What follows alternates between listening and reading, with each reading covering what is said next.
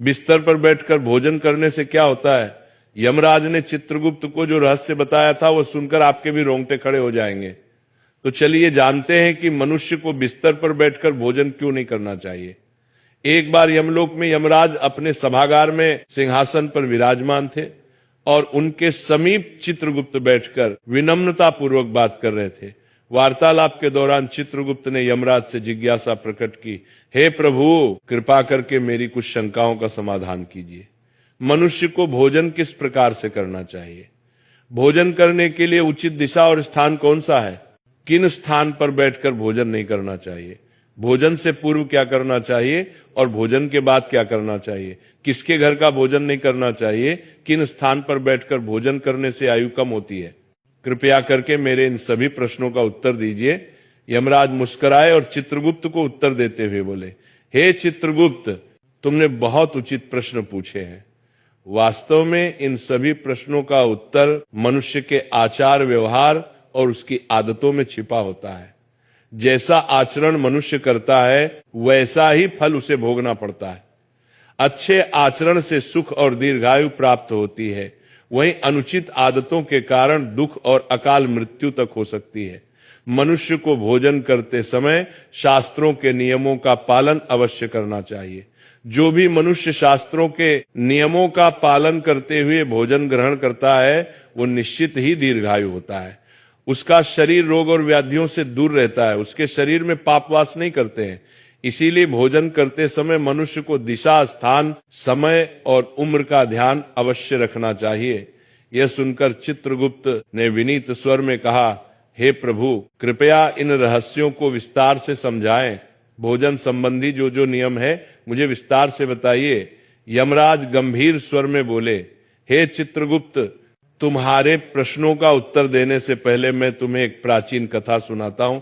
इस कथा को ध्यान से सुनो, इसमें तुम्हें तुम्हारे सभी प्रश्नों के उत्तर मिल जाएंगे। ये कथा अत्यंत शिक्षाप्रद है। जो भी इस कथा का श्रद्धा पूर्वक श्रवण करेगा और उसका प्रचार करेगा, उसके 32 प्रकार के पाप मैं क्षमा कर दूंगा। यह सुनकर चित्रगुप्त हर्षित हो गए और बोले, हे धर्मराज, आपके मुख से इस महान कथा को सुनना मेरा सौभाग्य है। मैं ध्यान पूर्वक इसे अवश्य सुनूंगा। फिर यमराज चित्रगुप्त को प्राचीन कथा सुनाने लगते हैं। वो कथा मैं आपको सुनाऊंगी। प्रिय श्रोताओं, ये कथा बहुत ही ज्ञानवर्धक है। इस कथा को आप अंत तक जरूर सुने।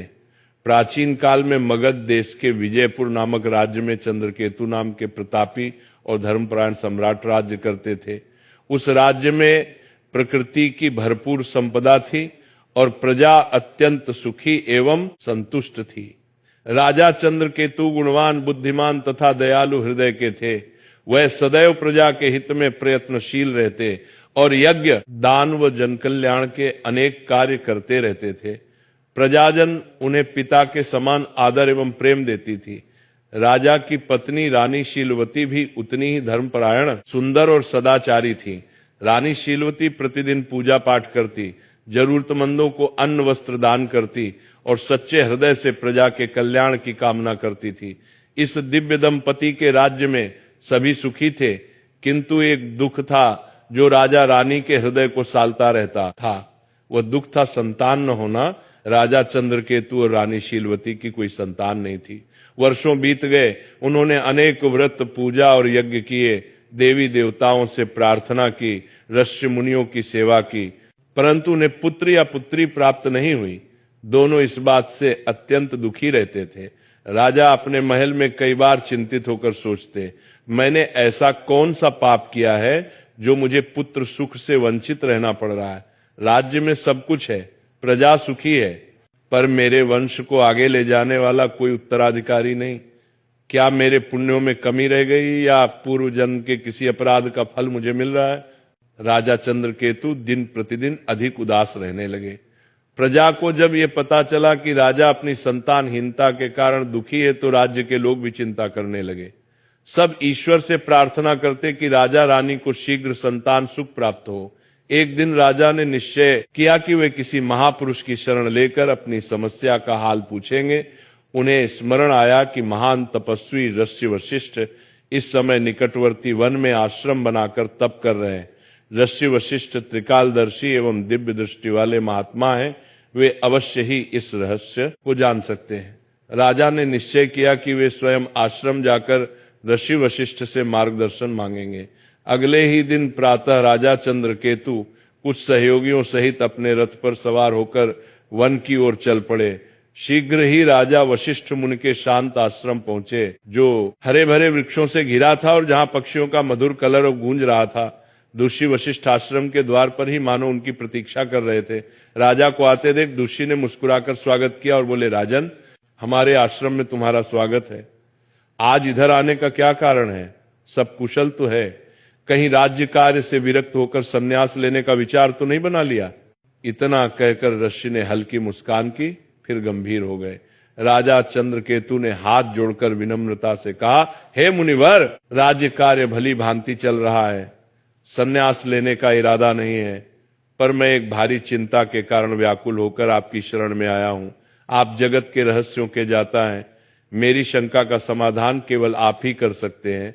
शिष्य वशिष्ठ ने सहानुभूति भरे स्वर में पूछा, राजन, आप जैसे प्रतापी और धर्मनिष्ठ राजा को भला किस बात का दुख हो सकता है? निश्चय ही आपकी प्रजा सुखी है, राज्य समृद्ध है। फिर भी यदि आपके मन में कोई शंका या कष्ट है तो निसंकोच कहिए, मैं यथाशक्ति अवश्य सहायता करूंगा। तब राजा चंद्रकेतु ने दुखी स्वर में अपनी व्यथा सुनाई। हे मुनिवर, मेरे जीवन में एक ही अभाव है, मेरी कोई संतान नहीं है। मैंने अनेक यज्ञ उपवास किए, तीर्थों के दर्शन किए, ब्राह्मणों को दान दिया, हर संभव प्रयास किया, किंतु भाग्य ने मुझे संतान सुख से वंचित रखा है। कृपा कर ये बताएं कि ऐसा कौन सा अपराध मुझसे हुआ है जो मुझे संतानहीन रहने का दंड मिला है? मेरे बाद मेरे राज्य का उत्तराधिकारी कौन होगा? मेरा वंश कैसे आगे बढ़ेगा? मेरे मन की ये पीड़ा दूर कीजिए और ये बताइए कि संतान प्राप्ति के लिए मुझे क्या उपाय करना चाहिए। राजा की व्यथा सुनकर ऋषि वशिष्ठ ने कुछ पल के लिए आंखें मूंद ली और अपनी दिव्य दृष्टि से राजा के पूर्व जन्म के कर्मों का निरीक्षण करने लगे। ध्यान मग्न ऋषि पर राजा की निगाह टिकी थी। कुछ क्षण बाद ऋषि ने आंखें खोलकर कहा, हे राजन, जो कुछ मैं बता रहा हूं उसे धैर्यपूर्वक सुने। आपके संतान न होने का कारण आपके पूर्व जन्म के कर्म में छिपा है। पिछले जन्म में अनजाने में आपसे एक पाप हुआ था, जिसका दंड आपको इस जन्म में संतानहीनता के रूप में मिल रहा है। राजा चंद्रकेतु चकित होकर बोले, पूर्व जन्म का पाप कृपया विस्तार से बताएं मुनिवर, मुझसे ऐसा कौन सा पाप हो गया? वशिष्ठ जी बोले, पूर्व जन्म में आप एक साधारण शिकारी थे और वन में शिकार करके जीविका चलाते थे। मूलतः आप बुरे हृदय के नहीं थे, पर शिकार के दौरान कभी कभी अधर्म हो ही जाता है। एक दिन की बात है, आप जंगल में एक हिरण का पीछा करते करते बहुत दूर निकल गए। वहां एक हरी भरी जगह पर एक गौ माता अपने बछड़े को दूध पिला रही थी। दुर्भाग्यवश आपको वह दिखाई नहीं दी। आपको लगा शायद हिरण झाड़ियों के पीछे है और आपने उसी ओर तीर चला दिया। वह तीर सीधे उस गौ माता को जा लगा। बेचारी गाय बुरी तरह घायल हो गई और पीड़ा से भूमि पर गिर पड़ी। उसका बछड़ा डरकर कांपने लगा। जब आपको अपनी भूल का पता चला तो आप बहुत पछताए और भागकर गाय के पास पहुंचे।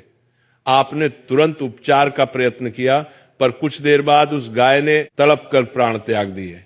हे राजन, गौ माता को अकारण कष्ट पहुंचाने के कारण ही आपको वर्तमान जन्म में संतान सुख से वंचित रहना पड़ा है। गाय परम पवित्र प्राणी है और उसे गौ माता कहा जाता है। उसकी पीड़ा का पाप बहुत बड़ा होता है। भले ही वह अनजाने में हुआ, लेकिन पिछले जन्म में आपके हाथों यह पाप हुआ था, इसलिए इस जन्म में आपको पुत्रहीन रहने का श्राप मिला। पूर्व जन्म का यह रहस्य सुनकर राजा चंद्रकेतु के नेत्रों से आंसू बहने लगे। वे दुखी होकर बोले, मुनिवर, मुझे पछतावा है कि पिछले जन्म में मुझे ऐसा अनर्थ हो गया। मैंने अज्ञानवश गोहत्या का पाप किया। अब बताइए कि इस पाप से मुक्ति का कोई मार्ग है क्या? कोई प्रायश्चित है जो मैं कर सकता हूं?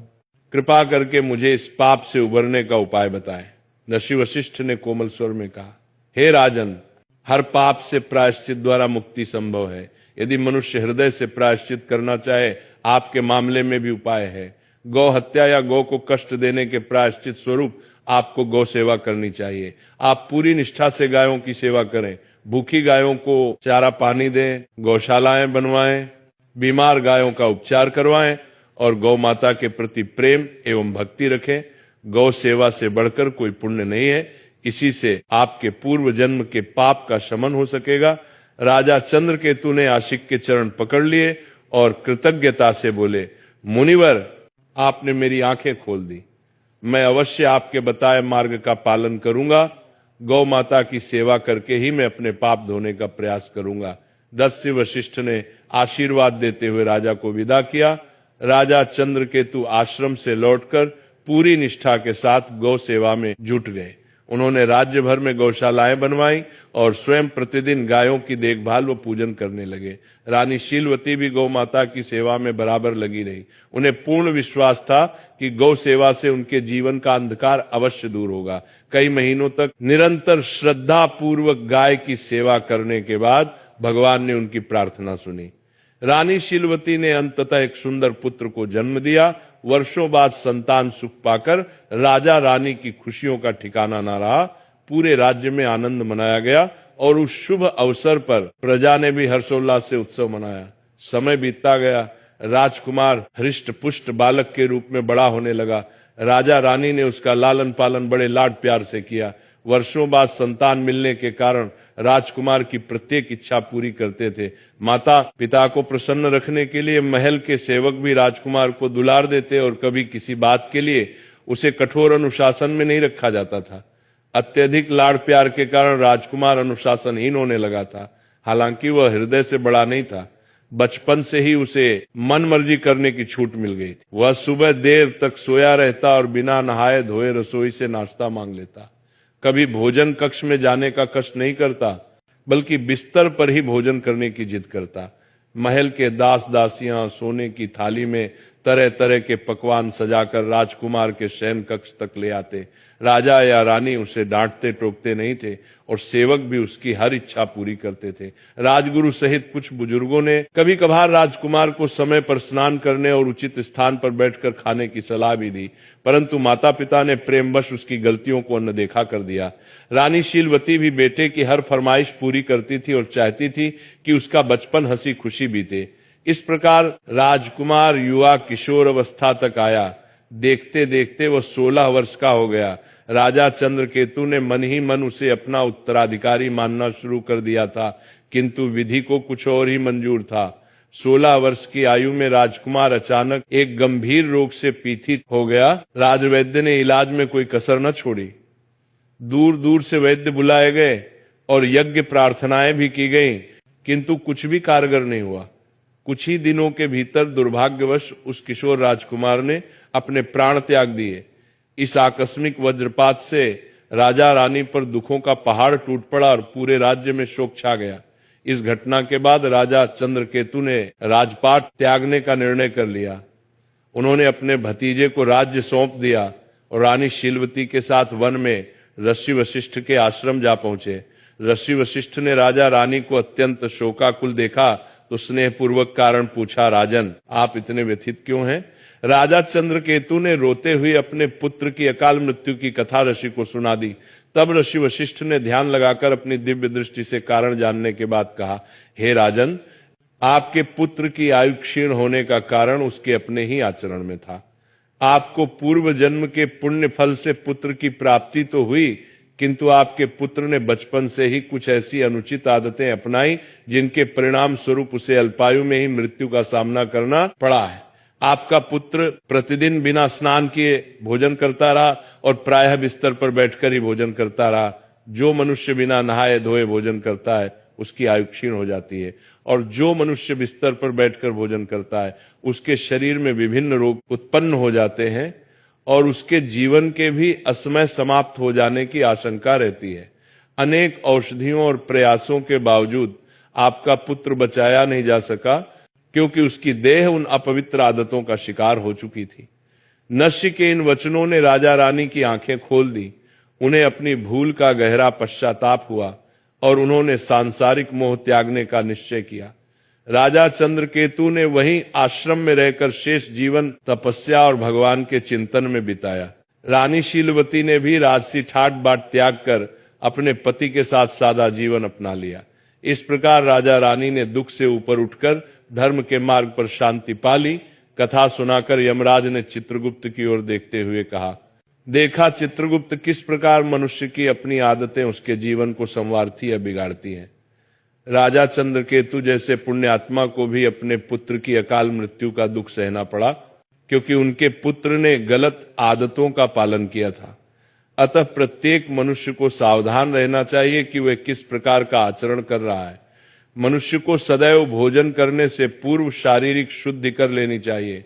अपने 5 अंग, दोनों हाथ, दोनों पैर तथा मुखमंडल को अच्छी तरह जल से धोना चाहिए।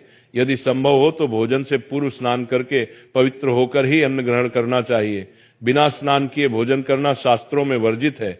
ऐसा करना पशुओं जैसा आचरण माना गया है और इससे आयु कम होती है। साफ सफाई के बाद ही मनुष्य को अन्न ग्रहण करना चाहिए। भोजन आरंभ करने से पूर्व मनुष्य को अन्नपूर्णा देवी तथा परमात्मा को स्मरण कर धन्यवाद देना चाहिए, जिनकी कृपा से ये भोजन प्राप्त हुआ है। साथ ही प्रार्थना करें कि संसार के अन्य सभी प्राणियों को भी आहार प्राप्त हो। इस प्रकार मन ही मन ईश्वर को प्रणाम करके आदर पूर्वक भोजन करने से अन्न पवित्र रहता है और वह शरीर को पूर्ण पोषण देता है। भोजन करते समय बैठने का स्थान भी शुद्ध और उचित होना चाहिए। जमीन पर चटाई बिछाकर पालथी मारकर बैठकर भोजन करना श्रेष्ठ माना गया है। बिस्तर पर बैठकर भोजन करना अशुभ तथा स्वास्थ्य के लिए हानिकारक होता है। शैया पर अन्न ग्रहण करने से अपवित्रता बढ़ती है और शरीर विभिन्न रोगों का घर बन जाता है। हे चित्रगुप्त, 3 प्रकार का भोजन मनुष्य को कभी नहीं करना चाहिए। पहला वह भोजन जिसके ऊपर से कोई व्यक्ति पैर रखकर चला गया हो या जिसे किसी ने लांघ दिया हो। ऐसा अन्न अपवित्र हो जाता है और उसे खाने से उम्र घटती है। वो तरह तरह के रोग लगते हैं। उस भोजन को पशुओं को डाल देना चाहिए। दूसरा वह भोजन जिसमें बाल, कीड़े या कोई अन्य शुद्ध वस्तु गिर गई हो। यदि थाली के भोजन में बाल निकल आए तो समझना चाहिए कि वह अन्न त्याग देने योग्य हो गया है। ऐसा अन्न न स्वयं खाना चाहिए, न भगवान को भोग लगाना चाहिए। ऐसे अशुद्ध अन्न का सात्विक लाभ समाप्त हो जाता है और प्रेत योनि के जीव उसका उपभोग करते हैं। तीसरा वह भोजन जो किसी अन्य के लिए परोसा गया हो। याद रखें, कभी भी दूसरे का हिस्सा छीनकर नहीं खाना चाहिए।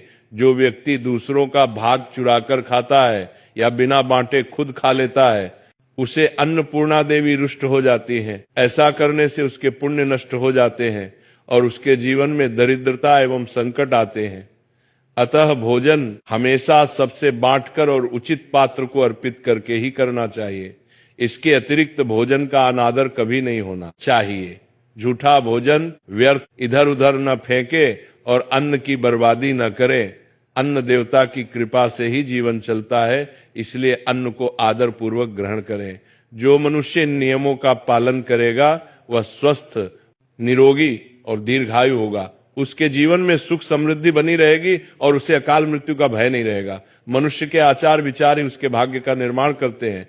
अच्छे कर्म और सही आदतें उसके जीवन को सुखमय बनाती है, जबकि गलत आदतें जीवन को दुखमय और संक्षिप्त कर देती हैं। इसलिए प्रत्येक व्यक्ति को अपने दैनिक व्यवहार में पवित्रता और मर्यादा का पालन करना चाहिए। इस प्रकार यमराज ने चित्रगुप्त को मनुष्य के आचार विचार तथा अच्छी बुरी आदतों के संबंध में महत्वपूर्ण ज्ञान दिया। इस कथा से हम ये सीखते हैं कि बिस्तर पर बैठकर भोजन करना और बिना स्वच्छता के अन्न ग्रहण करना क्यों त्याज्य है।